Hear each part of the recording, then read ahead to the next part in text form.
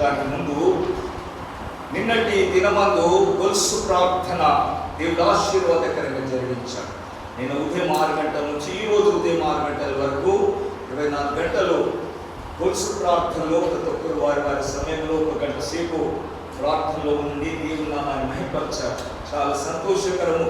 దేవుడు అందరినీ బలపరిచాడు. ఏదో ఒక క్యాజువల్గా 1 గంట సమయం ప్రార్థన చేయాలి కదా అన్న రీతిగా కాకుండా ఒక భారంతో, ఒక బాధ్యతతో, ఈసారి ప్రేరేపణ కలిగింది ఏంటంటే మనం ఏది ప్రార్థన చేసిన దేవుడి దగ్గర నుంచి దాన్ని పొందుకుంటున్నాము అన్న నిరీక్షణతో ప్రార్థన చేయాలని పరిశుద్ధాత్ముడు బలపరిచాడు.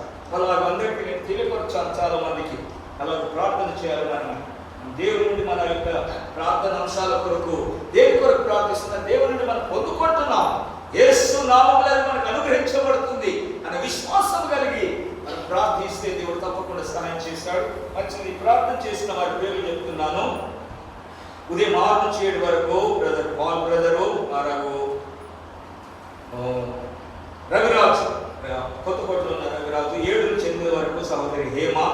8 నుంచి 9 వరకు రాంబాబు బ్రదరు. 9 నుంచి 10 వరకు పద్మ సిస్టరు. 10 నుంచి 11 వరకు మన పుష్ప వినోద్, సహోదరి పుష్ప వినోదు, నిస్సి, సునందక్క, సువార్తక్క. 11 నుంచి 12 వరకు సిస్టర్ అరుణ, నాగర్ కర్నూలు.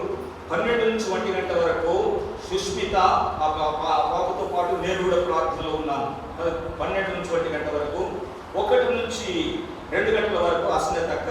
2 నుంచి 3 గంటల వరకు సిస్టర్ అరుణ, నాగర్ కర్నూలు, సువార్త అండ్ సునందక్క. 2 నుంచి 3 వరకు ఖాళీ ఉంటే 4 ఫోన్ చేశారు. అయ్యా మేము చేస్తాం ఆ టైంలో మాకు ఇవ్వండి. దేవుడు పిల్లారా చూడండి, అనగా వారు ఆల్రెడీ వారికి ఒక టైం వారు తీసుకున్నారు. అయినా ఖాళీ ఉన్నది అయ్యా మేము మరలా చేస్తామని చాలా మంది ఆసక్తిగా 2 నుంచి 3 వరకు ఖాళీ ఉన్న సమయంలో మరలా 3 ప్రార్థన చేశారు. 3 నుంచి 4 వరకు హేజల్ సిస్టరు, విజయరాణి, సహోదరి విజయరాణి హౌసింగ్ బోర్డులో ఉంటుంది. ఈ సహోదరి కూడా పాల్గొంది. 4 నుంచి 5 వరకు మూని అండ్ ప్రీతి. 5 నుంచి 6 వరకు సిస్టర్ మెర్లిన్ మేరీ, కొత్తకోట. 6 నుంచి 7 వరకు మన సిస్టర్ రాకీ, హెప్సిబా. 7 నుంచి 8 వరకు నెహమియా బ్రదర్, రాజేష్ పాల్. 8 నుంచి 9 వరకు బ్రదర్ రవి టీచరు, మిసెస్ జ్యోతి రాజేష్ పాల్, రజనీ సిస్టర్, కొత్తకోట. 9 నుంచి 10 వరకు స్టీలి సిస్టర్ పద్మమ్మ, గోవిందమ్మ. 10 నుంచి 11 వరకు సిస్టర్ అమల, ఫ్లారెన్స్ అక్క. 11 నుంచి 12 వరకు బ్రదర్ రవితేజ, బెంగళూరులో ఉన్న నిసి హస్బెండ్. 12 నుంచి 1 గంట వరకు బ్రదర్ రమేష్. 1 నుంచి 2 వరకు బ్రదర్ జయరాజ్, వనపర్తి. 2 నుంచి 3 వరకు బ్రదర్ కే ఇమాన్యుయల్. 3 నుంచి 4 వరకు mister and missus Solomon brother, Hyderabad. Suresh, Nagar Kurnool. 4 నుంచి 5 వరకు మన కృప, ఇస్మాయిల్ పాస్ గారి కుమార్తె కృప. 5 నుంచి 6 వరకు సోదరి అప్పియా, సురేష్ బ్రదర్, పరిగి, ప్రియాంక, మన ఇమాన్యుయల్ బ్రదర్. ఇలా దేవుని నామమున స్తోత్రం. దేవుని బిడ్డలారా, నాకు క్రమములో ఎవరు ఎక్కడ బ్రేక్ లేకుండా వారి వారి స్థలాలలో ఉండి ప్రార్థనాంశాలకు చెప్పిన ప్రార్థనాంశాలు కాకుండా వారికి సమస్యల గురించి వారిని ప్రేర్ చేయమని అడిగిన వారందరి విషయాలన్నిటిని బట్టి అందరూ దేవుని సన్నిధిలో ప్రార్థించారు. అందరిని బట్టి దేవునికి స్తోత్రం కలుగును గాక. హల్లెలూయా, స్తోత్రం. మంచి దేవుని బిడ్డలారా, లేఖన భాగాన్ని మనం ధ్యానం చేసుకుందాము. కొద్ది సమయాన్ని ముగించుకుందాం. మంచిది. మనము ప్రభువు యొక్క ఆగమనం గురించి, సిద్ధపాటు గురించి మనము కొన్ని విషయాలను ఇంతకుముందు పోయిన వారంలో మనం ధ్యానం చేసుకున్నాం. ఎస్తేరు గ్రంథంలో నుండి, ఎస్తేరు గ్రంథము 1వ అధ్యాయం, ఎస్తేరు గ్రంథము 1వ అధ్యాయం 19వ వచనాన్ని మనం చదువుకుందాం. ఎస్తేరు గ్రంథము 1వ అధ్యాయం 19వ వచనం.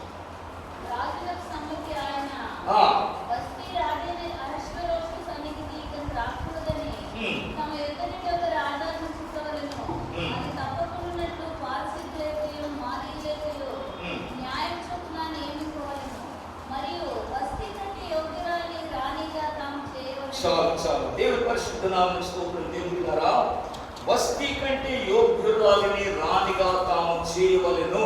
దేవుని నామమునకు స్తోత్రం కలుగును గాక. రాజైన అహష్వేరోషు దినములలో ఇశ్రాయేలు ప్రజలు యూదా దేశము నుండి బాబేలుకు చెరగా కొనుక్కోబడిన తర్వాత రాజైన అహష్వేరోషు బబులోను సామ్రాజ్యం హెడ్ క్వార్టర్స్ చేసుకొని అప్పుడున్న భూప్రపంచాన్ని పరిపాలిస్తున్నాడు. 127 సంస్థానములను పరిపాలిస్తున్నాడు. మన హిందూ దేశం మొదలుకొని కూషు దేశం అనగా ఆఫ్రికా దేశం వరకు 127 సంస్థానములను పరిపాలిస్తున్న మహారాజు.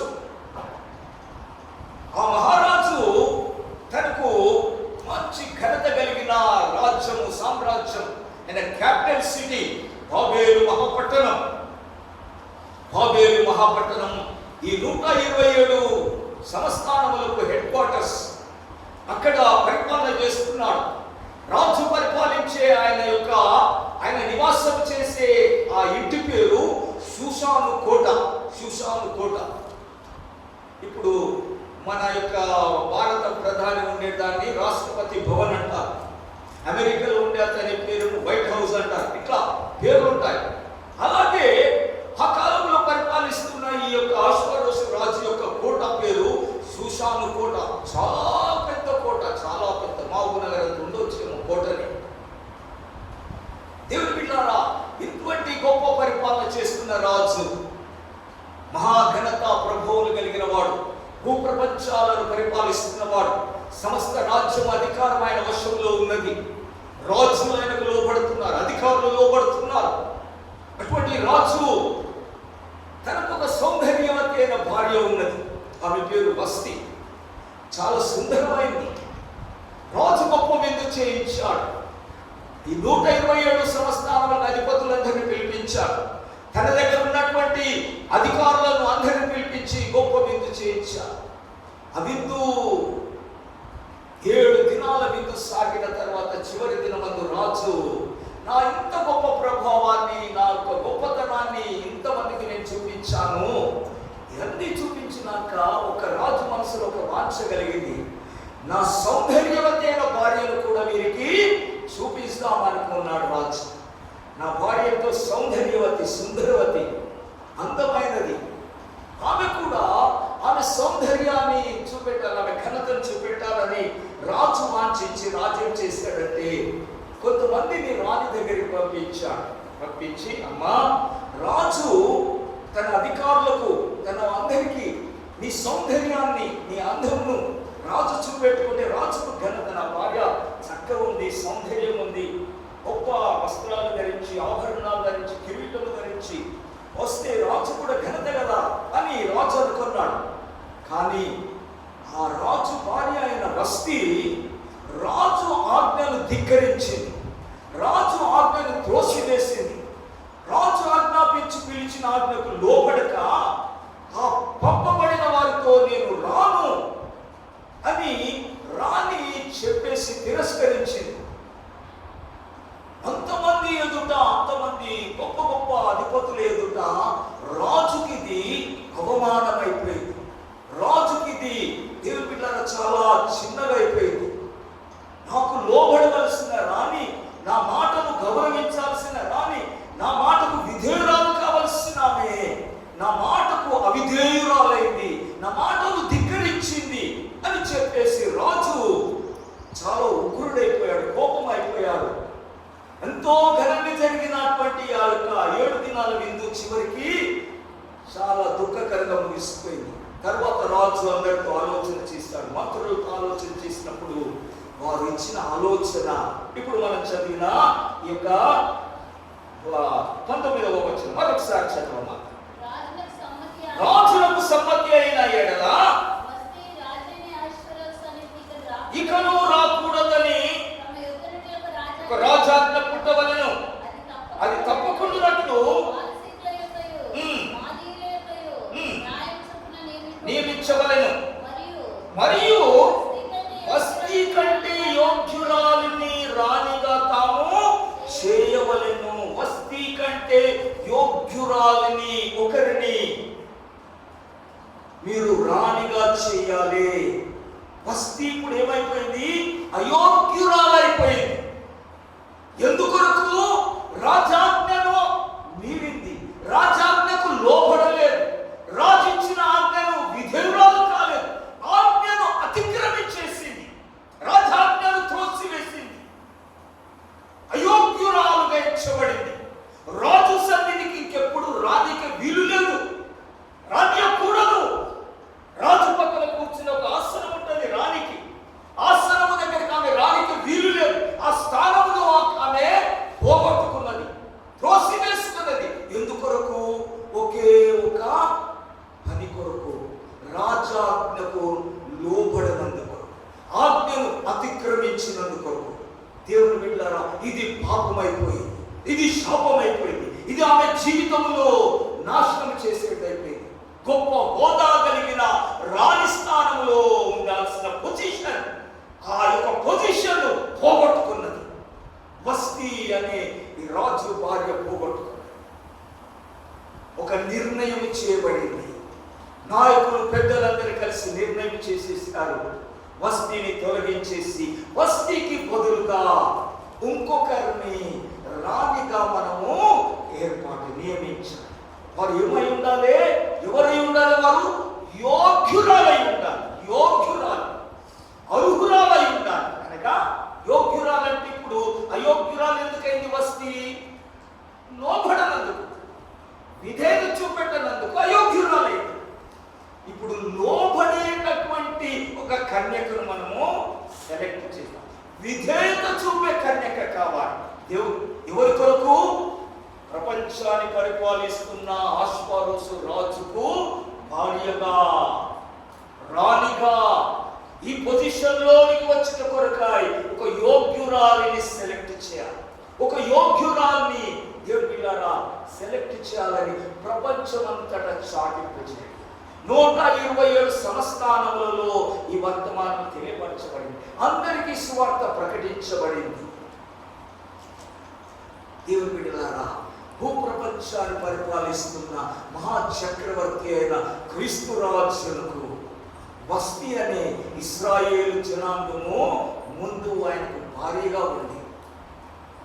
ముందు ఆయనకు భారీ, ఇశ్రాయేలు ప్రజలు దేవునికి భారీగా ఉన్నారు. చూడండి, ఒక మాట జ్ఞాపకం చేస్తాను.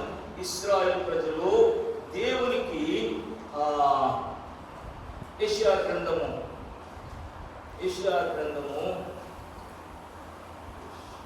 55 అనుకుంటాను.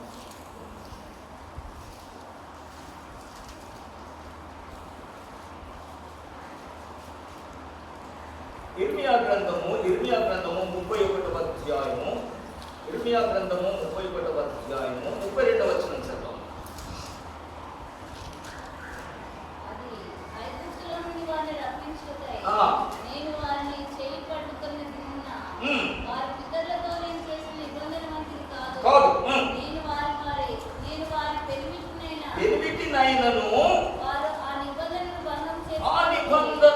భంగము చేసుకొని. దేవుని బిడ్డలారా, దేవుడు సెలవిస్తున్నాడు, ఐగుప్తులో నుండి నేను తీసుకొని వచ్చిన ఇశ్రాయేలు ప్రజలతో నేను ఒక నిబంధన చేసుకున్నాను, ఒడంబడిక చేసుకున్నాను. నిబంధన. ఇప్పుడు పెళ్లిళ్ళు అవుతుంటాయి మన దగ్గర, పెళ్లిళ్ళు చేస్తా. కుస్తీ కడితే పెళ్లి అయింది అనుకుంటారు, అది తప్పు. కుస్తీ కడితే పెళ్లి కాదు. రింగులు ఎక్స్చేంజ్ చేసుకుంటే పెళ్లి అయ్యేటట్టు అది కాదు, తప్పది. అది కాదు పెళ్లి. నిబంధన చేయడం బట్టి పెళ్లి అయితే నిబంధన. కుస్తీ కట్టడము, రింగులు పెట్టుకోవడం నిబంధనకు గుర్తు. బాగా అర్థం చేసుకోండి, నిబంధనకు గుర్తు. ఆ గుర్తులు పోవచ్చు. టైం పడి అవసరం పడితే కొంచెం బంగారం తీసి అమ్ముకుంటారు, రింగులు తీసి అమ్ముకుంటారు, దొంగడోడని తీసి ఎత్తుకొని పోవచ్చు. పోతాయి. కానీ చేసిన నిబంధన ఉంటుంది. నిబంధన పోదు, నిబంధన అది స్థిరమైంది. అందుకే పుస్తలు కట్టించి రింగులు మార్చబెట్టే ముందే నిబంధనలు చేపిస్తారు. నిబంధనలు చేపించి అప్పుడు అది పెళ్లి. దేవుని బిడ్డలారా, దేవుడైన యెహోవా ఇశ్రాయేలు ప్రజలతో నిబంధన చేసుకున్నాడు. ఇశ్రాయేలు ప్రజలతో నిబంధన చేసుకున్నట్టాడు. వారితో అంటున్నాడు, నేను వారి పెనిమిటినైనను వారు ఆ నిబంధన భంగము చేసిరి. ఇశ్రాయేలు ప్రజలకు దేవుడు ఒక భర్త లాంటి వాడు. ఇశ్రాయేలు ప్రజలు దేవునికి ఒక భార్య లాంటి పొజిషన్. అశ్వరోసు రాజుకు ఇగో వస్తి భార్య, పక్కన కూర్చునే రాణి సెకండ్ పొజిషన్. దేవునికి ఇశ్రాయేలు ప్రజలు కూడా అలాంటి వారే, అలాంటి ప్రజలే. ఇశ్రాయేలు ప్రజలు నిబంధనను భంగం చేశారు, నిబంధనను అతిక్రమించారు, దేవుని ఆజ్ఞకు లోబడలేదు, దేవుని చిత్తమును నెరవేర్చలేదు. దేవుని బిడ్డలారా, కనుక దేవుడు ఇశ్రాయేలు ప్రజలు తోసివేసేశాడు, ఇశ్రాయేలు ప్రజలు తొలగించి వేశాడు. ఎక్కడి నుండి? ఈ స్థానం నుండి తొలగించేశాడు. భార్యగా ఉండవలసిన స్థానంలో నుండి తీసివేశాడు. ఎందుకు? నిబంధనను భంగం చేశారు, మాటను భంగం చేశారు, ఆజ్ఞను అతిక్రమించారు, దేవుని వాక్యములకు లోబడక జీవించారు. విగ్రహాలకు దేవుని బిడ్డలారా, దేవునికి ఇవ్వాల్సిన ప్రాధాన్యత తీసుకుపోయి విగ్రహాలకు ఇచ్చారు. దేవుని సేవించాల్సిన విడిచిపెట్టి విగ్రహాలను సేవిస్తున్నారు. నిబంధనను భంగం చేశారు కనుక దేవుడు ఇశ్రాయేలు ప్రజలను త్రోసివేసేశాడు. వారికి నేను ఇక భర్తను కాదు, వారు నాకు భార్యగా కాదు, ఆ స్థానం కాదు, ఆ సంబంధం ఇక లేదు. దేవుని బిడ్డలారా, అశ్వరోసు రాజు వస్తిని తొలగించేశాడు. ఇదిగో ఈ భూ ప్రపంచాన్ని పరిపాలిస్తున్న భూలోకపు రాజు రాముని తొలగించినట్టుగానే సర్వలోక చక్రవర్తి అయిన మన ప్రభు అయిన యేసు ఇదిగో తనకు భార్యగా చేసుకున్నటువంటి ఇశ్రాయేలు ప్రజలు కూడా తృణీకరించేశారు. వారు నిబంధనల మీద అతిక్రమించారు కనుక ఇశ్రాయేలు ప్రజలను తన జనాంగంగా ఉండకుండా తొలగించేశాడు, తీసివేశాడు. ఇప్పుడు పరలోకమందు ఒక సభ జరిగింది. పరలోకమందు ఒక సభ జరిగి పెద్దలందరూ కూడా నిర్ణయం చేశారు. ఇశ్రాయేలు ప్రజలు, అయ్యా ఇదిగో మనకు నీకు లోబడడం లేదు, నీ చిత్తాన్ని నెరవేర్చడం లేదు, నీకు ఇచ్చిన ఆజ్ఞలను పాటించడం, నీ ధర్మశాస్త్రాన్ని త్రోసివేశారయ్యా, నీ నామాన్ని అవమానపరిచారు. అనేకుల ఎదుట, భూప్రపంచంలో ఉన్న మనుషులందరి ఎదుట నీ నామానికి అవమానకరంగా జీవిస్తున్నారు. బస్తీ చేసిన పని అదే. అధికారులందరి ఎదుట, నాయకులందరి ఎదుట రాజు మాటను కేర్లెస్, డోంట్ కేర్ అన్నట్టుగా తీసి పారేసి ప్రపంచంలో దేవుని నామమునకు ఘనత తెచ్చుకున్నట్టు కొరకై దేవుని ప్రజలని పేరు పెట్టుకున్న ఇశ్రాయేలు ప్రజలు దేవుని మాటను ధిక్కరించి ఆజ్ఞను భంగం చేసి నిబంధనలను మీరి అతిక్రమించి ఆయన నామానికి అవమానం తెచ్చుకుంటే దేవుని ఇశ్రాయేలు ప్రజలు త్రోసివేశారు. ఆ స్థానమును భర్తీ చేయాలి, ఆ స్థానమును మరొకరిని ఫిలప్ చేయాలి, అక్కడ ఇంకొకరిని పెట్టాలి. ఇశ్రాయేలు ప్రజలు తొలగించిన స్థానంలో ఇంకొక ప్రజలను తీసుకొని రావాలి, ఇంకొక జనాంగాన్ని తీసుకొని రావాలి. దేవుని బిడ్డ, అట్టి జనాంగం కొరకై ఒక పరలోక ఆలోచన సభ జరిగింది. దేవుని బిడ్డ, అట్టి జనాంగాన్ని ఏర్పరచుకోవడానికి ఒక యోగ్యురాలిని ఏర్పాటు చేసుకోవాలి, ఒక విధేయురాలిని ఏర్పాటు చేసుకోవాలి. సాధారణంగా రాజులు పెళ్లి చేసుకుంటే ఇంకొక రాజకుమార్తెనే పెళ్లి చేసుకుంటారు. ఈ ఫలాని రాజు ఉన్నాడంటే ఇంకొక రాజ్యంలో ఉన్న రాజకుమార్తెను పెళ్లి చేసుకుంటారు. ఇక్కడ రాజకుమార్తెలు అక్కర్లేదు, రాజుల కుమార్తెలు గదులు అవసరం లేదు. ఇక్కడ యోగ్యురాలు కావాలి, విధేయురాలు కావాలి, లోబడే మనసు ఉన్నవారు కావాలి. వారి కొరకాయ సర్చింగ్ మొదలుపెట్టారు. లోకమంతటా దేవుని ద్వారా ప్రకటించబడింది, లోకమంతటా ప్రకటించబడింది. చూడండి, దేవుని నామం స్తోత్రం కలుగు. మొదటి అధ్యాయం రెండవ అధ్యాయంలో మొదటి అధ్యాయం 22వ వచనం.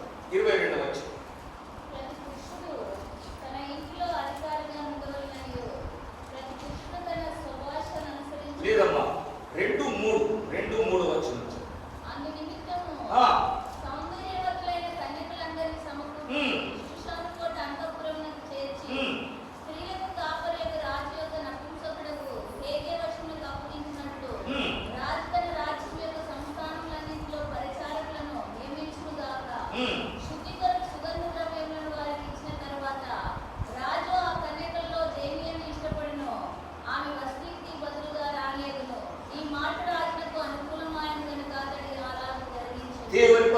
నామమునకు స్తోత్రం కలుగును గాక. దేవుని బిడ్డలారా, రాజు మంత్రులు ఆలోచన చేసిన తర్వాత ఒక నిర్ణయం చేశారు. ఇదిగో అందమైన కన్యకలను రాజు కొరకు సమకూర్చారు. అందమైన కన్యకలను, దేవుని బిడ్డలారా, కన్యకలు మొదటిది కన్యకలను సమకూర్చాలి. రెండవది అందమైన సౌందర్యము కలిగిన వారిని సమకూర్చాలి. అనగా రాజు యొక్క పరిపాలన ఉన్న 127 సంస్థానాలంతటిలో కూడా దాన్ని ప్రచురపరచాలి. ఈ విషయాన్ని తెలియపరచాలి.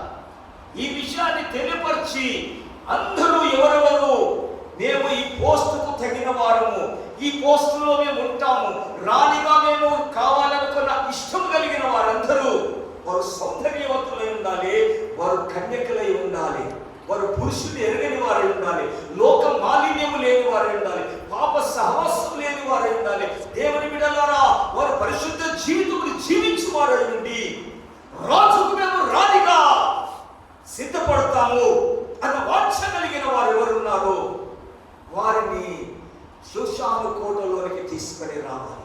రాజు అంతఃపురంలోనికి తీసుకొని రావాలి. అక్కడ వారికి ట్రైనింగ్ పీరియడ్ ఉన్నది. అక్కడ వారిని ట్రైనింగ్ చేస్తారు. దేవుని బిడ్డలారా, ఏం ట్రైనింగ్ చేస్తారు? ఎవరి ట్రైనింగ్ చేస్తారు? ఏంటిది సిద్ధపాటు? ఈ రోజు మనం సిద్ధపాటుల గురించి మనం కొన్ని విషయాలను ధ్యానం చేస్తాం. రాజుకు రాణిగా ఉండే అర్హత కలిగిన సిద్ధపాటు. దేవుని బిడ్డలారా, అనేకులు షూషాను కోటలోనికి తేబడ్డారు. షూషాను కోటలోనికి అనేక కన్యకలు వచ్చారు. అనేకులు అక్కడ వచ్చేసారు. అందులో ఒక కన్యక కూడా తేబడ్డారు. అనేక కన్యకలు వచ్చారు. నేను అనుకుంటాను, ఇక్కడ రాయబడలేదు కానీ 127 సంస్థానంలో ఉన్నటువంటి సంస్థాన అధిపతులు ఉన్నారు కదా, సంస్థాన నాయకులు, రాజులు, 127 సంస్థానాలకు రాజులు ఉన్నారు, సంస్థానాధిపతులు. వారి పిల్లలు వచ్చి ఉంటారు, వారి కుమార్తెలు వచ్చి ఉంటారు.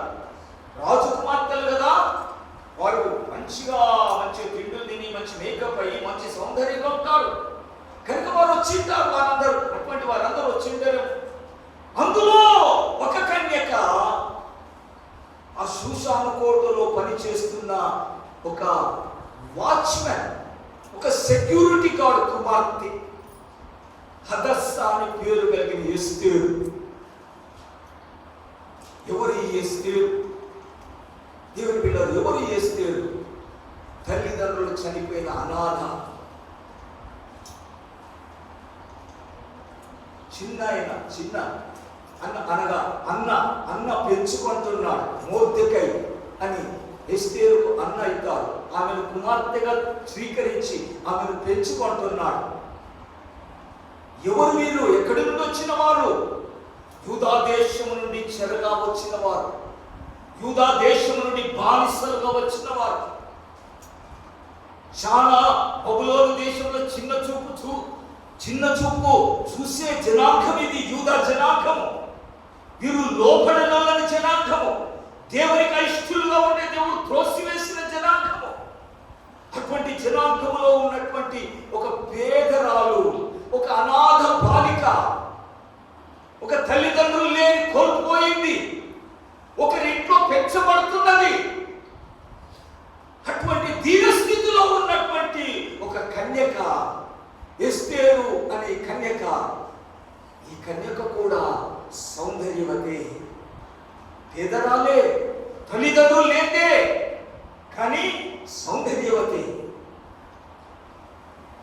లోబడి తన అన్న ఇంట్లో, మోర్దెకై ఇంట్లో లోబడి అదుకోగలిగి జీవిస్తున్నటువంటి జీవితం కదా. తల్లిదండ్రులు లేని పిల్లలు ఎవరైనా ఇంట్లో పెంచుకుంటే ఎట్లుంటారయ్యా? లోబడి చెప్పిన మాట విని, ఏది చెప్తే చేసుకుంటా, ఇంకెవరున్నారు, నేను ఎక్కడ పోగలను, మాకు ఎవరు దిక్కున్నారని లోబడి ఉండే ఆ తత్వం కలిగింది ఎస్తేరు. ఎస్తేరు యొక్క పెంచుకుంటున్న అన్నకు ఒక ఆలోచన వచ్చింది. నేను పెంచుకుంటున్న నా కుమార్తె కూడా సౌందర్యవతే, కానీ నేను కనురాలు కాదు, గొప్పది కాదు, ధనవంతురాలు కాదు. అయినా ఈమె సౌందర్యవంతుల్ని కోరాడు రాజు. గొప్పింటి వారిని అడగలేదు. రాజు యొక్క ఆ ప్రచారం చేసిన దాంట్లో గొప్ప గొప్ప ఇంటి వారు రాజకుమార్తెను రండి అనే పిలుపు లేదు అక్కడ. ఈ పిలుపు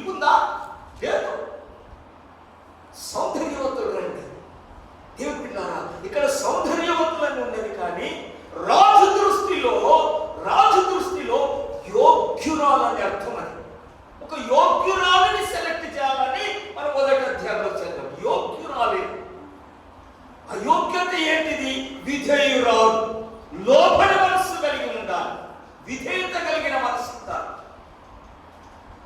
రాజు ఆజ్ఞకు లోబడే మనసు కలిగిన కన్యకై ఉండాలి. ఇది ఈ సౌందర్యాన్ని కోరుతున్నాడు.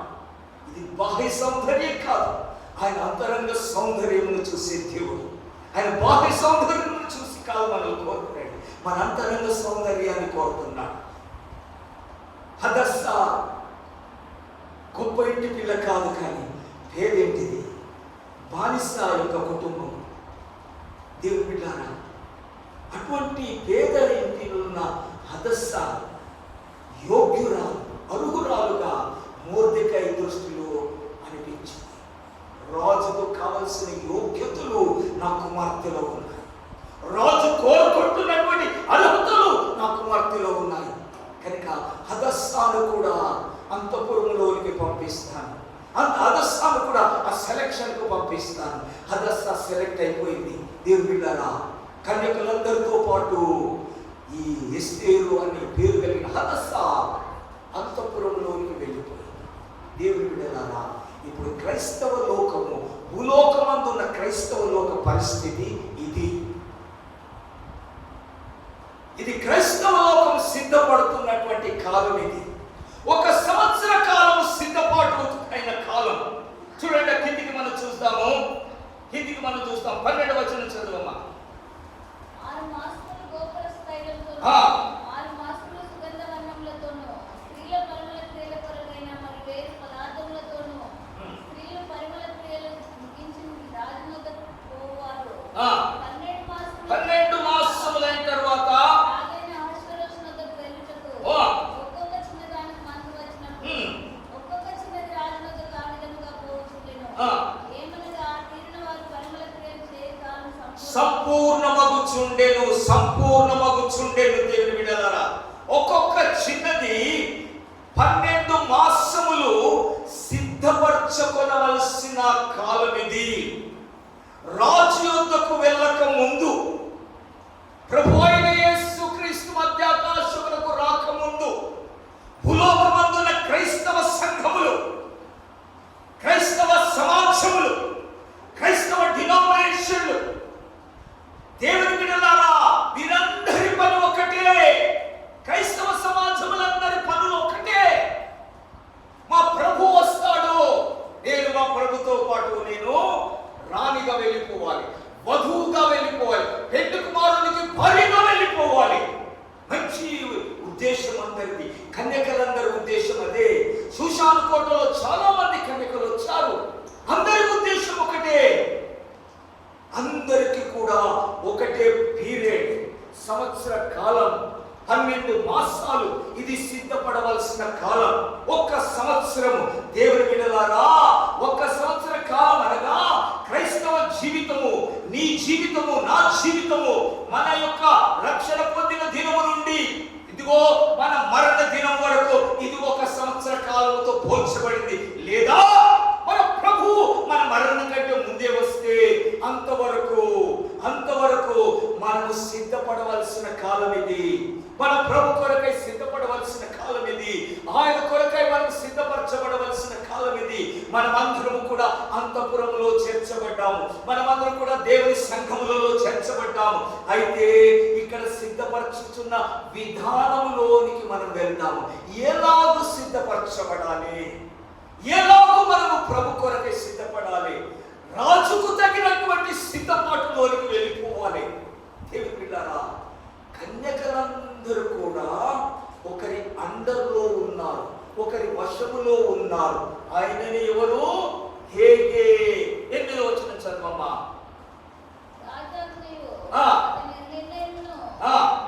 చేయబడిన కన్యకలు అనేకులు సుషాను కోటలో పోగు చేయబడి హేగే వశమునకు అప్పగింపబడగా, ఎస్తేరును రాజు యొక్క నగరునికి తేబడి స్త్రీలను కాయి హేగే వశమునకు అప్పగించబడెను. కన్యకలందరూ వచ్చారు, ఎస్తేరు కూడా వచ్చేసి. దేవుని బిడ్డలారా, వీరందరూ కూడా ఒక వ్యక్తి వశములో ఉన్నారు. ఆయన పేరు హేగే. ఇతని వశంలో కన్యకలందరూ సిద్ధపడాలి. ఇతడు వీరందరి పైన బాస్గా ఉంటాడు. వీరందరికీ ఒక్కొక్క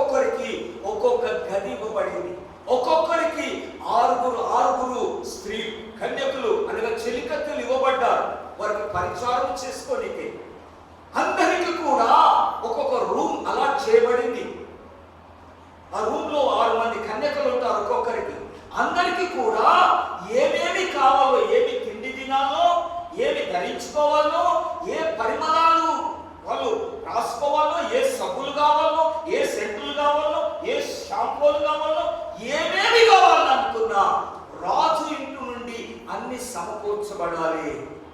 ఏది తక్కువ చేయబడకూడదు. ఏ వస్త్రం కావలసిన వస్త్రం ఇవ్వబడాలి. ఏ ఆభరణం కావలసిన ఆభరణం ఇవ్వాలి. ఏ పరిమళం కావలసిన పరిమళం ఇవ్వాలి. ఏ సుగంధ ద్రవ్యాలు కావలసినవి ఇవ్వాల్సింది. రాజు ఇంటి నుంచి హేగే ఇవన్నీ సమకూరుస్తూ ఉంటాడు. దేవుని బిడ్డలారా, వీరందరూ హేగే క్రింద సిద్ధపడుతున్నటువంటి కన్యకులు, క్రైస్తవ సంఘాలు. దేవుని బిడ్డలారా, హేగే పరిశుద్ధాత్మునికి సదృశుడై ఉన్నాడు. పరిశుద్ధాత్మునికి దేవుని బిడ్డలారా హేగే సూచన అయి ఉన్నాడు. నేడు భూలోకమందు ఉన్నది పరిశుద్ధాత్మ దేవుడు. పరిశుద్ధాత్మ దేవుడు క్రైస్తవ సంఘాలను మీద రాజు అయి ఉన్నాడు. పరిపాలన చేస్తున్నాడు. సంఘములన్నింటినీ చూస్తున్నాడు. దేవుని బిడ్డలారా, సిద్ధపరచేది పరిశుద్ధాత్మని పని. సంఘములను సిద్ధపరచాలి. ఎందుకొరకు? రాజు రాబోతున్నాడు. ఒక కాలం రాబోతున్నది. ఒక సంవత్సరమైన తర్వాత నీ జీవితం ముగించబడిన తర్వాత దేవుని బిడ్డలారా, నువ్వు రాజు యుద్ధకు వెళ్ళాలి. నీ ఆశ ముగించబడుతుంది. నీ యొక్క టైం తీరిపోతుంది. నీ సమయం అయిపోతుంది. ఇప్పుడు రాజు యుద్ధకు నువ్వు వెళ్ళవలసి ఉంది. ఎందుకొరకు? రాణి పోస్టులను కూర్చోవాలి. రాజుకు భార్యగా సెలెక్ట్ కావాలి. ఆ సెలెక్షన్ లో నువ్వు ఇప్పుడు ఇక్కడ సిద్ధపడుతున్న పీరియడ్ ఇది సిద్ధపాటు కాలము. ఈ కాలము సిద్ధపాటు కాలం. నీ జీవితానికి ఇది సిద్ధపాటు కాలము. నీ బ్రతుకుకి ఇది సిద్ధపాటు కాలము. నిన్ను సిద్ధపరచుటకే పరిశుద్ధాత్ముని నీ మీద నియమించబడ్డాడు. పరిశుద్ధాత్ముడు యేసు ద్వారా పంపబడినవాడు. యేసు ద్వారా పరిశుద్ధాత్ముడు పంపబడినవాడు. యోహాను సువార్త 14, 15, 16 అధ్యాయంలో యేసు ప్రభు పరిశుద్ధాత్మను గురించి చాలా విషయాలు తెలియపరిచారు. నేను వెళ్ళి మీ కొరకు ఆదరణకర్తను పంపిస్తాను. ఆయన మీతో ఉంటాడు. మిమ్మల్ని అనాథులుగా విడిచిపెట్టాడు. ఆయన మిమ్మల్ని బలపరుస్తాడు. ఆయన నా వాటిలోని తీసుకొని మీకు తెలియపరుస్తాడు. పరిశుద్ధాత్ముడు సొంతగా ఏది చేయడు. చూడండి ఒకసారి యోహాను సువార్త 16వ అధ్యాయం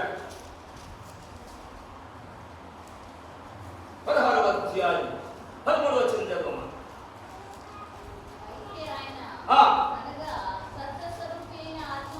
వచ్చినప్పుడు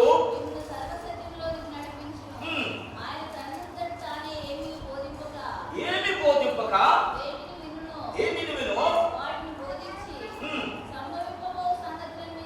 తెలియజేయను.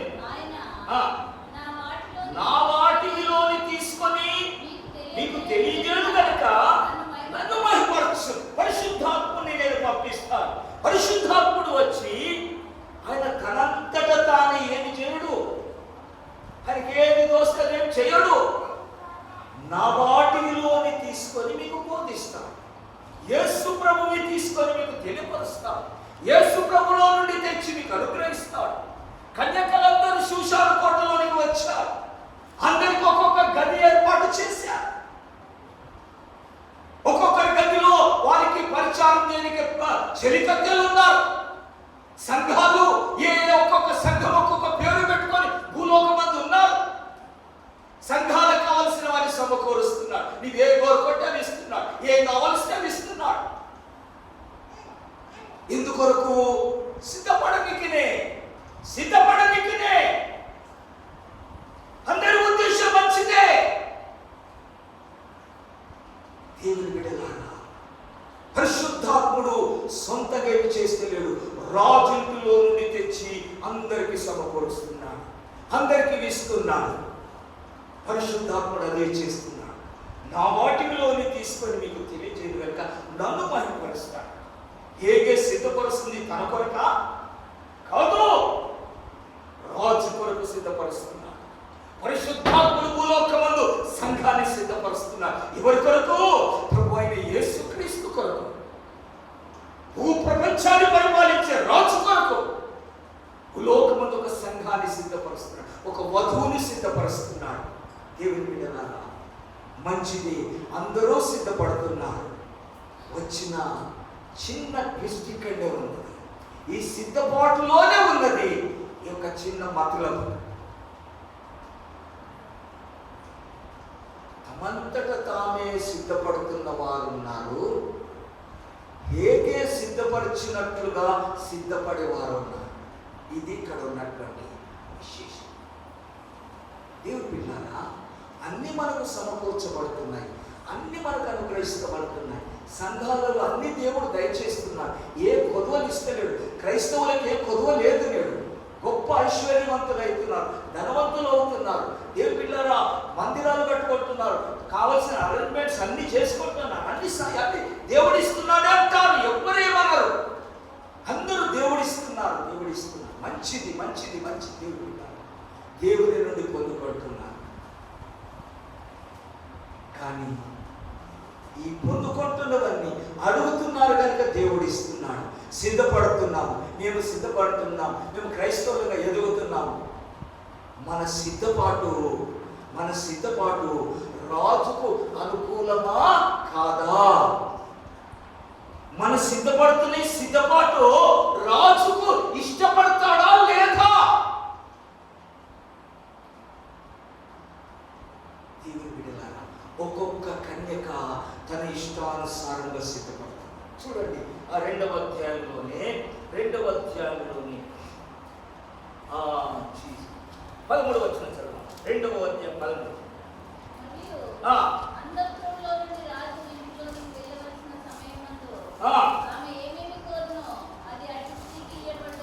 అది అట్టి స్త్రీకి ఇయ్యబడుట కద్దు. అంతఃపురములో నుండి రాజు ఇంటిలోనికి వెళ్ళవలసిన సమయమందు, అంతఃపురములో నుండి ఈ సంఘము, భూలోకమందున్న క్రైస్తవ సంఘములో నుండి రాజునొద్దకు, మన ప్రభు అయిన యేసుక్రీస్తు రాజులకు రాజుగా రాబోతున్న రాజునొద్దకు వెళ్ళవలసిన సమయం వచ్చినప్పుడు, ఎప్పుడు వస్తుంది ఆ సమయము? నీకు నాకు తెలియదు. ఆ సమయం ఎప్పుడు? ప్రభు వచ్చే సమయం తెలియదు. మనం ఎప్పుడు బ్రతికుండగానే వస్తాడేమో తెలియదు, మనం చనిపోయినాక వస్తాడేమో తెలియదు. దేవుని బిడ్డలారా, ఈ బ్రతికున్న కాలంలోనే ప్రభు రాకముందే, లేదా మన మరణము రాకముందే మనము సిద్ధపడవలసిన కాలం ఇది. ఇది సిద్ధపాటు కాలం ఇది. దేవుని బిడ్డలారా, ఏ కన్యక ఏమేమి అడుగుతున్నదో అవన్నీ ఆమెకు ఇవ్వబడుట కద్దు. కద్దనగా తప్పకుండా ఇవ్వాలి. ఆమె ఏమేమి అడుగుతుందో అది ఇవ్వాలి. ఏ కన్యక ఏమడుగుతూ ఇవ్వాలి. నాకు డైమండ్ నెక్లెస్ కావాలి, మంచిది తీసుకోమ్మా. నాకు ఫలాని ఆభరణం కావాలి, తీసుకో. నాకు ఇట్లా ఉండే కిరీటం కావాలి, తీసుకో. నాకు వడ్డాణం కావాలి, తీసుకో. నాకు పూలు వేసుకోవాలని ఇట్లా తీసుకో. నాకు ఇటువంటి బట్టలు కాదు, వేరే బట్టలు కావాలి, తీసుకో. నా పాదరక్షలు ఇట్లా ఉండాలి, తీసుకో. నా మేకప్ ఇట్లా కాదు, వేరే విధంగా ఉండాలి, హెయిర్ స్టైల్ ఇట్లా. ఎన్ని విధాలుగా సిద్ధపడుతున్నదో ఆ వర్ణనంతా, ఆత్మీయ వర్ణనంతా పరమగీతాలో మనం చూస్తాం. ఒక్కొక్క ఆత్మీయ వర్ణన వర్ణిస్తాం. దేవుని బిడ్డలారా, కన్యకులు ఏమేమి అడుగుతున్నారు అవన్నీ వారికి ఇస్తున్నారు. వారు సిద్ధపడుతున్నారు.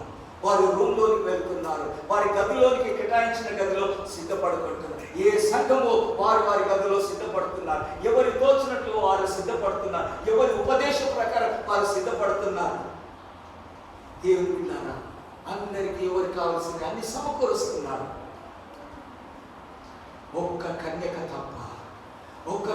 తప్ప మిగతా కన్యకలందరూ కూడా సిద్ధపడుతున్నారు. ఒక్క కన్యక మౌనంగా ఉన్నది. దేవుని బిడ్డలారా, ఒక్క కన్యక ఏం అడగడం లేదు. ఎందుకంటే ఆ కన్యకకి ఏమి తెలియదు, ఏ ఆభరణాలు తెలియదు, ఏ సౌందర్యం తెలియదు. అది ఒక పేదరాలు, ఒక తల్లిదండ్రులు లేని అనాథ పిల్ల, ఒక ఇంట్లో లోబడి ఉండే పిల్ల, ఒక బానిసగా పట్టుకొని రాబడిన పిల్ల. ఆ పిల్లకు ఏమి తెలియదు. ఆమె దీనురాలై ఉన్నది. కేకే అందరినీ చూస్తున్నాడు. ఎందుకంటే వారందరూ రాజుల కుమార్తెలు, వారందరూ సంస్థానాధిపతుల గొప్ప గొప్ప ఇంటి కుమార్తెలు. వారికి తెలుసు, ఇలాగ మేము సిద్ధపడితే రాజుకు ఇలాగ ఇష్టమవుతుందని వారు అనుకున్నారు. కానీ దేవుని బిడ్డలారా, ఒక చిన్నదానికి ఏమీ తెలియదు. ఆమె మౌనంగా ఉన్నది. అందరూ అయ్యా మాకు ఇది కావాలని లిస్టులు రాసిస్తుంటారు. కేకే అన్ని రాజు ఇంటి నుంచి సమకూరుస్తూనే ఉన్నాడు. అందరికీ అనుగ్రహిస్తున్నాడు. ఒక్క చిన్నది మాత్రం మౌనంగా, ఏమ్మా నీవేమో కోరుకోవా, నీకేం అవసరం లేదా? నువ్వు సిద్ధపడవా? అయ్యా, ఈ సిద్ధపాటు నాకు తెలియదయ్యా, ఈ సిద్ధపాటు నాకు నేర్పలేదయ్యా, నాకు తెలియదయ్యా ఈ సిద్ధపాటు. నువ్వే నాకు చెప్పయ్యా, ఎలాగో సిద్ధపడాలో నువ్వే చెప్పయ్యా. దేవుని బిడ్డలారా, ఒక కన్యక అడుగుతున్నాను, నాకు ఈ సిద్ధపాటు తెలియదయ్యా, నేను ఇంట్లో పేదరాలను, నేను ఇంట్లో పని చేసుకునే దానయ్యా, మేము ఫలాని దేశం నుంచి మేము రాబడిన బానిసలమయ్యా, నాకు ఈ అలంకారం తెలియదయ్యా, ఈ సొగసు నాకు తెలియదయ్యా, ఈ డాబులు నాకు తెలియదయ్యా. అయ్యా, నీవు చెప్పినవేలా చెప్తే నేను అలాగ సిద్ధపడతానయ్యా, నీవెలాగో సిద్ధపడబట్టి అలాగూ సిద్ధపడతానయ్యా అని హేగేకు మొరపెట్టుకున్నది, హేగేకు ప్రాధేయపడ్డది. దేవుని బిడ్డలారా, హదస్సా అనే ఈ యొక్క ధీరురాలు, ఈ యోగ్యురాలు, ఈ విధేయత కలిగిన స్త్రీ కన్యక హేగేకు మొరపెట్టుకున్నది. అందుకు హేగే అంటున్నాడు, ఆమెను చూసినప్పుడు హేగే కట్ట ఆమె పైన దయ పుట్టించిందంట. హేగేకు దయ. 9వ వచనం చదవమ్మా, 2వ అధ్యాయం. ఆ చిన్నది అతని దృష్టికి ఇంపైనది కనుక ఆమె అతని వలన దయ పొందెను. కాబట్టి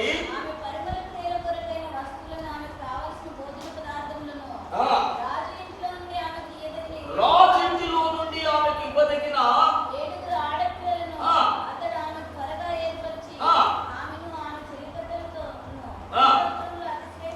అతి శ్రేష్టమైన స్థలం అందించారు. దేవుని పరిశుద్ధ నామమునకు స్తోత్రం కలుగును గాక. దేవుని బిడ్డలారా, కాబట్టి ఆ చిన్నది అతని దృష్టికి దేవుని బిడ్డలారా దయ పొందింది, కనికరం పొందేది, ఒక దీనురాలు దయ పొందేది, ఒక దిక్కులేనిది దయ పొందింది.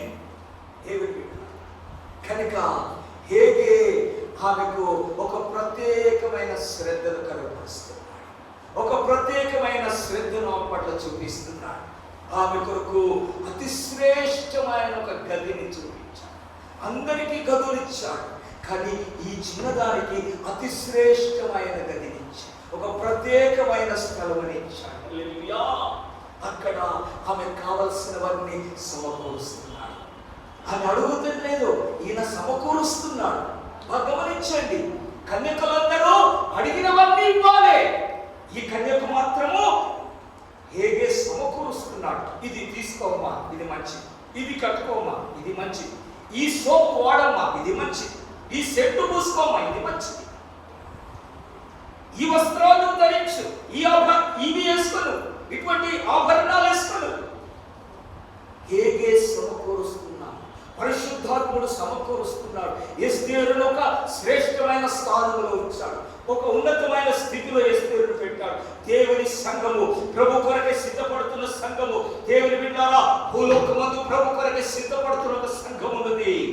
ఆ సంఘం ఎవరంటే, నీవు ఈ సంఘము, పెంతెకోస్తు సంఘము, హెబ్రోను సంఘము, మెనోనైట్ సంఘము, ఆ సంఘము, ఈ సంఘాలు పేర్లు కాదు. ఇక్కడ లోబడుతున్న సంఘము కావాలి, లోబడుతున్న ప్రజలు కావాలి, లోబడుతున్న వ్యక్తులు కావాలి, విధేయులైన వారు కావాలి. పరిశుద్ధాత్మునికి విధేయత కలిగిన వారినే పరిశుద్ధాత్ముడు వారిని ఒక శ్రేష్టమైన స్థానములో వచ్చి ఆత్మీయ వరములతోనూ ఆత్మీయ ఫలములతోనూ వారిని సిద్ధపరుస్తున్నాడు. సౌందర్యవంతులుగా వారిని చేస్తున్నాడు, రాజుకు తగినట్లుగా సిద్ధపరుస్తున్నాడు. రాజు కోరుకునే అలంకారము నీకు నాకు తెలియదు, ఏ క్రైస్తవునికి తెలియదు, ఏ బోధకునికి తెలియదు. రాజు, క్రీస్తు రాజు ఎలా ఉన్నాడు? క్రీస్తు రాజు ద్వారా పంపబడిన పరిశుద్ధాత్మనికే తెలుసు. ప్రభు చేత పంపబడిన పరిశుద్ధాత్మనికి ప్రభు ఎట్లుంటాడో తెలుసు. ఆయన ఏ పరిశుద్ధతలో ఉన్నాడో పరిశుద్ధాత్మనికి తెలుసు. కనుక పరిశుద్ధాత్మను సిద్ధపరిచే విధానము ద్వారా సిద్ధపడే కన్యకయే ప్రభువుకు తగింది. నా అంతకు నేను సిద్ధపడతాను, నా అంతకు నేను భక్తిగా ఉంటున్నాను, నా అంతకు నేను ఉంటున్నాను. దేవుని బిడ్డలారా, మన భక్తి, మన యొక్క భక్తి ఇవేవి ఆయన రాకడలో మనల్ని నిలపలేవు. ఇది సిద్ధపడుతున్న కాలం, సిద్ధపరచబడవలసిన కాలం ఇది. కన్యకలందరూ సిద్ధపడుతున్న కాలం ఇది. కానీ ఒక్క కన్యకయే హేగేకు లోబడిన కన్యక, పరిశుద్ధాత్మనికి లోబడిన కన్యక, పరిశుద్ధాత్మనికి లోబడుతున్న జనాంగమే, పరిశుద్ధాత్మనికి లోబడుతున్న క్రైస్తవులే, పరిశుద్ధాత్మ ద్వారా సిద్ధపరచబడే క్రైస్తవ బిడ్డలే పరిశుద్ధుడైన దేవునికి అర్హులుగా సిద్ధపరచారు. ఈ సిద్ధపాటులోకి ఇది సిద్ధపడే కాలం ఇది. నీ జీవితానికి, నా జీవితానికి, మన జీవిత పీరియడ్ ముగించబోతున్నది. మన కాలం సమీపమైపోతున్నది. లేదా ప్రభు రాకడ సమీపమైతుందో, రాజు యొద్దకు వెళ్ళవలసిన సమయం ఆసన్నమైంది. దేవుని బిడ్డ, మనం ఎలాంటి సిద్ధపాటులో ఉన్నాము? ఎక్కడ మనం సిద్ధపడుతున్నాము? ఎవరి ద్వారా సిద్ధపడుతున్నాము? మన సొంత డాక్టరీన్స్ వద్దు, సొంత ఉపదేశాలు వద్దు, సంఘోపదేశాలు వద్దు. పరిశుద్ధాత్మని యొక్క ఉపదేశానికి లోబడతాం, పరిశుద్ధాత్మని బోధకు లోబడతాం, పరిశుద్ధాత్మని నడిపింపుకు లోబడతాం. మిగతా కన్యకలందరూ పరిశుద్ధాత్మని త్రుడు, హేగేను త్రుడి కంటే నీకేం తెలుసుకోయా? హేగే నపుంసకుడు, నీకేం తెలుసు? ఎలాంటి సౌందర్యం ఉన్నారు? రాజుని అట్రాక్షన్ చేయడానికి మాకు తెలుసు. మేము రాజుతో పుట్టిన వారం. లోకరాజులను అట్రాక్షన్ చేయొచ్చు, లోక నాయకులను అట్రాక్షన్ చేయొచ్చు, కానీ పరలోక రాజును మనం ఆకర్షించాలి. పరలోక రాజుని సౌందర్యాన్ని చూసి మురిసిపోవాలి. మన ఆత్మీయ సౌందర్యం పరలోక రాజు చూసి ఆనందపడాలి. ఆయన సౌందర్యం, ఏ సౌందర్యం కోరుతున్నాడు? ఆ పరలోకపు రాజు మనసులో ఎటువంటి సౌందర్యం కావాలనుందో మనకేం తెలుసు? ఆయన మనసు మనకేం తెలుసు? తెలిసిన వాడు ఒకడే, పరిశుద్ధాత్మ దేవుడు. యేసు ద్వారా పంపబడిన వాడు, యేసు యొద్ద నుండి వచ్చిన వాడు. ఆయనకు మాత్రమే తెలుసు ఆయన మనసు. ఆయన ఎటువంటి సౌందర్యాన్ని కోరుకుంటాడో పరిశుద్ధాత్మకి తెలుసు. ఎటువంటి బట్టలు వేసుకుంటే ఆయనకి ఇష్టమో పరిశుద్ధాత్మకి తెలుసు. ఎటువంటి ఆభరణాలు ధరిస్తే ఆయన ఇష్టపడతాడో పరిశుద్ధాత్మకి తెలుసు. ఎటువంటి హెయిర్ స్టైల్ ఉండాలో పరిశుద్ధాత్మకి తెలుసు. దేవుడు కన్యకులందరూ సిద్ధపడుతున్నారు. తమ తమకు తోసిన స్టైల్లో సిద్ధపడుతున్నారు. తమ తమకు అనుకూలమైన స్టైల్లో సిద్ధపడుతున్నారు. ఆకర్షణీయంగా సిద్ధపరచడం. ఇక్కడ ఆకర్షణను కోరేవాడు కాడిన కనికరమును కోరుతున్నాడు, దయను కోరుతున్నాడు. దేవుని బిడ్డలారా, లోబడి మనస్సును కోరుతున్నాడు. లోబడి మనస్సును కోరుతున్నాడు. హేగే కన్యకలందరినీ చూస్తున్నాడు, అందరినీ పర్యవేక్షిస్తున్నాడు, అందరినీ చూస్తున్నాడు, సంఘములన్నింటినీ చూస్తున్నాడు.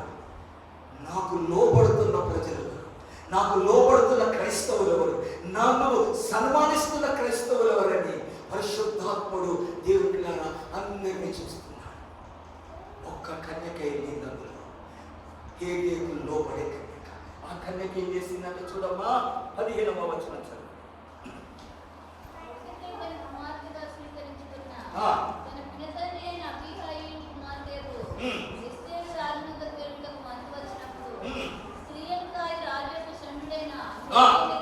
హేగే నిర్ణయించిన అలంకారము కాక ఆమె మరి ఏమీ కోరలేదు. దయ పుట్టెను. ఆకర్షణ కాదు ఇక్కడ, అట్రాక్షన్ కాదు ఇక్కడ, దయను సంపాదించుకొని ఎస్తేరును చూసిన వారందరికీ. ఎందుకొరకు? హేగే నిర్ణయించిన అలంకారము కాక ఒక్కటి కూడా ఎక్స్ట్రా ఎస్తేరు కోరుకోలేదు. హేగే ఏది నిర్ణయించాడు?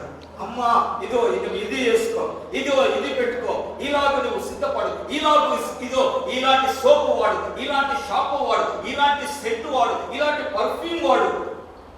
దేవుని బిడ్డలారా, హేగే నిర్ణయించాడు, పరిశుద్ధాత్ముడు నిర్ణయించాడు. నిర్ణయాధికారం పరిశుద్ధాత్ముంది.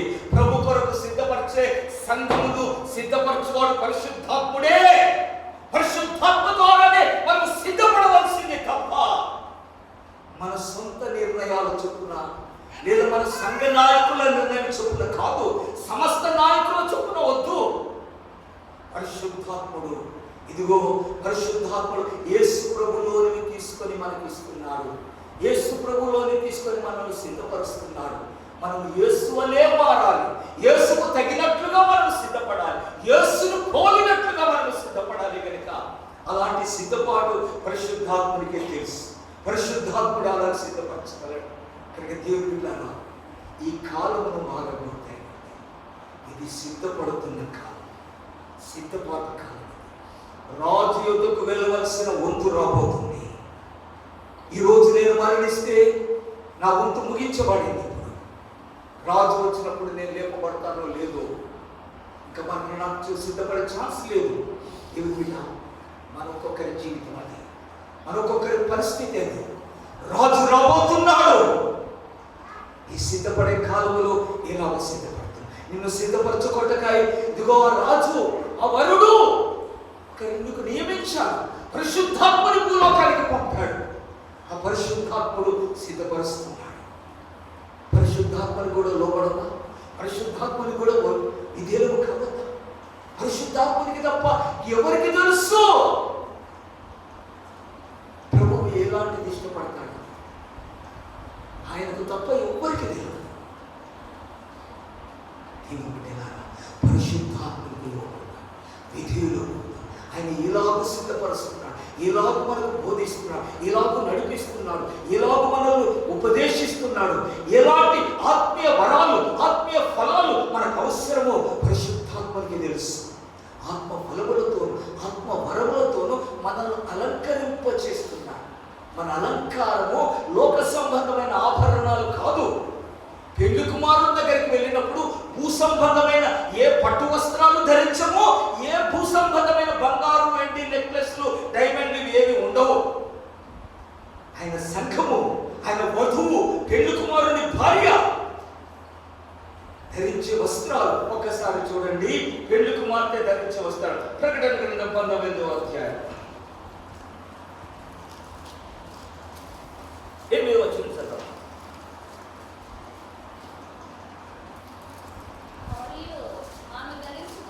పైన 7 నుంచి అనగా ఆయన భార్య తల్లి తాను సిద్ధపరచుకొని ఉన్నది. అక్కడ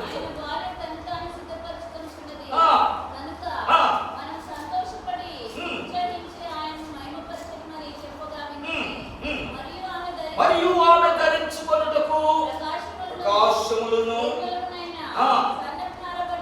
ఇవ్వబడిను. అది పరిశుద్ధుల నీతి క్రియలు. ఆయన భార్య తన్ను తాను సిద్ధపరచుకుంటుంది. ఇలా సిద్ధపరచుకుంటుందమ్మా?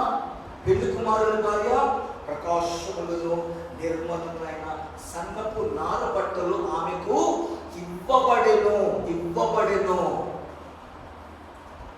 ఇవ్వబడ్డ వస్త్రాలు. పరిశుద్ధాత్ముడు సమకూర్చిన వస్త్రాలు. ఎటువంటి వస్త్రాలు? పరిశుద్ధుల నీతి క్రియలు.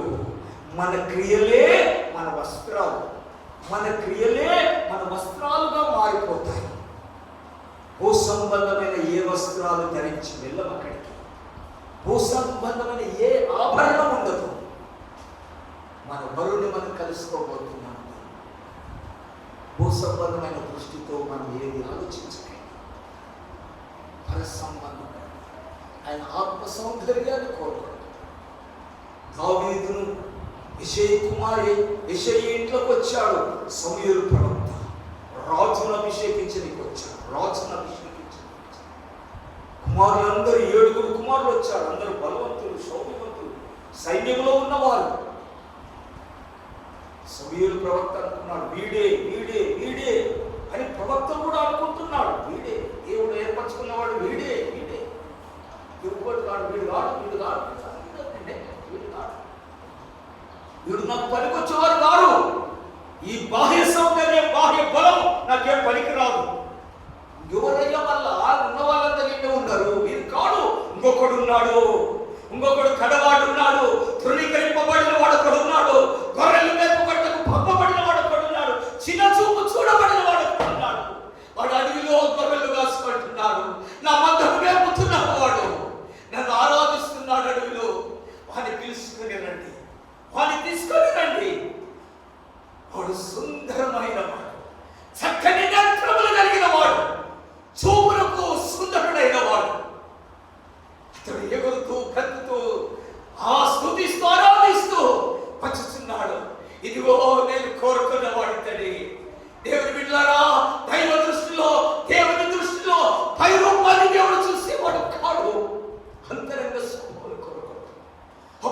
కార్యంలో పరిశుద్ధాత్మ దేవుడు అంటున్నారు, నేను సౌలును త్రోసివేసి యెషై కుమారుడైన దావీదును కనుగొట్టిని.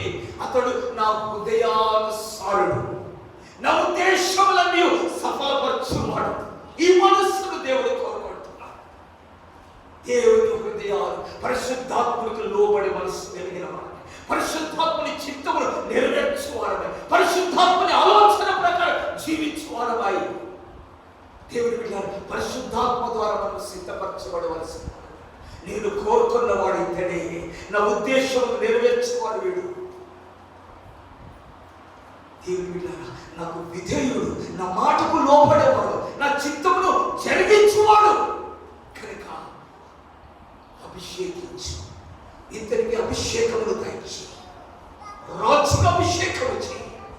దేవుని బిడ్డలారా, ఈ కృపకు నువ్వు పాత్రురాలు కావాలి, ఈ కృపకు నువ్వు యోగ్యురాలు కావాలి. పరిశుద్ధాత్మ ద్వారా మనం అభిషేకించబడాలి. పరిశుద్ధాత్మ ద్వారా పరిశుద్ధాత్మని దయను మనం పొందుకోవాలి. ఆ చిన్నది హేగే దయను పొందింది కనుక అతి శ్రేష్టమైన స్థలములో ఆమె పోషించబడుతుంది. నేడు భూలోకమందు దేవుని సంఘం ఒకటి ఉన్నది, పరిశుద్ధుల గుంపు ఒకటి ఉన్నది, పరిశుద్ధ జనాంగం ఒకటి ఉంది. దేవుని బిడ్డలారా, వారు భూ సంబంధమైన వాటి విషయములను బట్టి కాదు సంతోషపడుతున్నది, వారు పొందబోయే రాణి పోస్టు కొరకు చూస్తున్నారు. ప్రభు కొరకు మధ్య ఆకాశంలో ప్రభుని కలుసుకోబోయే ఆ పోస్టు కొరకై సిద్ధపడుతున్నారు. ఇక్కడ ధృవీకరింపబడవచ్చు, చిన్నచూపు చూడబడవచ్చు, మనుషుల చేత తిరస్కరించబడవచ్చు, తక్కువ స్థితిలో ఉంచబడవచ్చు. కానీ నీ గురి, నీ ఉద్దేశము, నీ సంకల్పము ఆ పెళ్లి కుమారుని పక్కన ఉండే స్థానాన్ని కొరకాయ నేను సిద్ధపడుతున్నా. ఆ స్థానం కొరకాయ నేను సిద్ధపరచబడుతున్నా. పరిశుద్ధాత్మ నన్ను అందుకొరకై సిద్ధపరుస్తున్నాడు. నీత కన్యకలను చూసి మత్సరపడకు, అసూయపడకు. దేవుడి బిడ్డ, దేవుడి సంఘమా, ప్రభు రాకడ కొరకై, ప్రభు కొరకై వధువుగా సిద్ధపడుతున్న దేవుడి సంఘమా, పెళ్లి కుమార్తెకు భార్యగా, పెళ్లి కుమారునికి భార్యగా సిద్ధపరచుకుంటున్న దేవుడి సంఘమా, ఇతరులను చూసి పోటీ పడకు. పరిశుద్ధాత్మని అలంకారం వేరు, వారి వారి అలంకారాలు వేరు. పరిశుద్ధాత్మని సిద్ధపరుస్తుంది. ఇది నీ పీరియడ్, ఇది నీ కాలము, 1 సంవత్సర కాలము సిద్ధపడే కాలం, నీ ఆయుష్య కాలము సిద్ధపడవలసిన కాలం ఇది. పరిశుద్ధాత్మని వశంలోనికి చేర్చుకోవడం, పరిశుద్ధాత్మనికి లోబడితే పరిశుద్ధాత్ముడు వశంలోనికి నువ్వు వెళ్ళినట్టు, పరిశుద్ధాత్మనికి విధేయుడు అయితే పరిశుద్ధాత్మని వశంలోకి నువ్వు వెళ్ళినట్టు. హేగే నిర్ణయించిన అలంకారం తప్ప ఏస్తేరుకేమీ కోరలేదు. అయ్యా, నీవెట్లా చెప్పాను, నీవేట్లా అంటే అట్లా, నీవేలాగా సిద్ధపడమంటే అలా, నీవేంటి ధరించమంటే అది. అయ్యా, నీవు చెప్తే నేను చేస్తాను. కేవలం పరిశుద్ధాత్మకు లోపడు, పరిశుద్ధాత్మకు విధిలో పోతావు, పరిశుద్ధాత్మ నేను సిద్ధపరుస్తాను. నువ్వు సిద్ధపడవలసిన కాలం ఇది. మనము ప్రభు రాకడ కొరకై సిద్ధపడవలసిన కాలం ఇది. కాలము సమీపమవుతుంది, కాలము గతించిపోయింది. ఇప్పటికే చాలా కాలము గతించిపోయింది. నీ ఆయుష్ చాలా గతించిపోయింది. ఆయుష్ తీరిపోబోతుంది. ఇక ప్రభువే రాబోతున్నాడు. మోకరించి ప్రార్థన చేస్తాను. హల్లెలూయా, హల్లెలూయా, హల్లెలూయా, హల్లెలూయా, హల్లెలూయా, హల్లెలూయా, హల్లెలూయా, హల్లెలూయా, హల్లెలూయా. యేసయ్యా, యేసయ్యా, యేసయ్యా, యేసయ్యా, నీకు స్తోత్రం, స్తోత్రం, స్తోత్రం. దేవుని బిడ్డ